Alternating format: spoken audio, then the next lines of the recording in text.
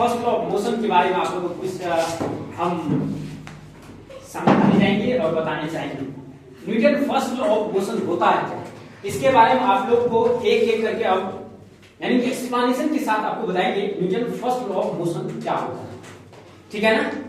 तो यहां पर मैंने लिखा है Newton first law of motion. Newton first law of motion, Newton first law of motion क्या है? एक वैज्ञानिक ने जिसका नाम था न्यूटन, उन्होंने Newton first law of motion के बारे में कुछ बताए हैं और मोशन क्या होता है उसी के बारे में कुछ उन्होंने कहे हैं। Newton first law of motion state that object will remain at rest. Newton first law of motion का मतलब होता है कोई भी ऑब्जेक्ट है वह रेस्ट में रहेगा। किसमें रहेगा? वह रेस्ट में रहेगा। कोई भी ऑब्जेक्ट है वह किसमें रहेगा? रेस्ट में रहेगा।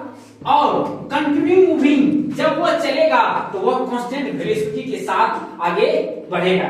कांस्टेंट वेलोसिटी के साथ आगे बढ़ेगा and in a straight line, और वह जो कि सीधा बढ़ेगा यानी कि स्ट्रेट लाइन में बढ़ेगा।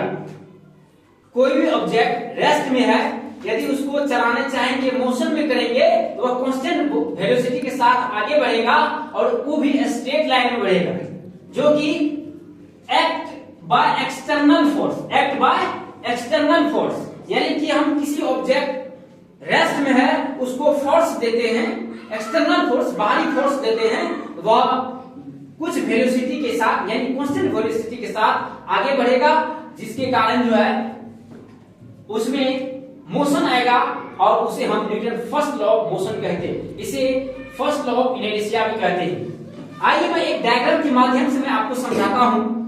ये देखिए, यह एक फुटबॉल है। क्या है? यह एक फुटबॉल है। यह फुटबॉल रेस्ट पोजीशन में है, रेस्ट पोजीशन में है।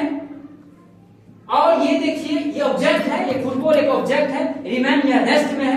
फिर से इसको मैंने किक किया, इस फुटबॉल को मैंने किक किया। जैसे ही किक किया ये हवा में यानी कि एयर में गया, unless stayed by external unbalance force. जैसे ही इसको हम किक किए हैं इसमें अनबैलेंस फोर्स आया, यानी कि ये किक करने के बाद एयर में फॉल कर गया, यानी कि अनबैलेंस फोर्स लगा इसमें। जैसे ही किक किए तो फुटबॉल जो है क्या किया? एयर में चले गया और वहां से एयर में जाने के बाद ये जाली देख रहे हैं, यहाँ पर जाकर के गोल हो जाता है। क्या हो जाता है? तो यहाँ पर जाने के बाद इसको अनबैलेंस फोर्स यानी कि इसमें अनबैलेंस फोर्स आता, अनबैलेंस फोर्स आता जाकर के उस जाली में जाके फंस जाता है, जिसके कारण समझ गए ना। देखिए ऑब्जेक्ट है, ये ऑब्जेक्ट है, इस ऑब्जेक्ट को किक किए, किक करने के बाद इसमें फोर्स लगा। अब फोर्स लगा तो इसमें अनबैलेंस क्या हो जाता है? अनबैलेंस फोर्स हो जाता है, जिसके कारण ये जाली में जाकर के फंस जाता है। इसी को Newton first law of motion कहते हैं। मैं एक बार फिर से आपको बताता हूं। Newton first law of motion state that object will remain at rest और continue moving at constant velocity, यानी कि कांस्टेंट वेलोसिटी के साथ लगातार बढ़ेगा और वो भी स्ट्रेट लाइन में, जब उसको एक्सटर्नल यानी कि बाहरी फोर्स लगेगा तो। जय हिंद, जय भारत।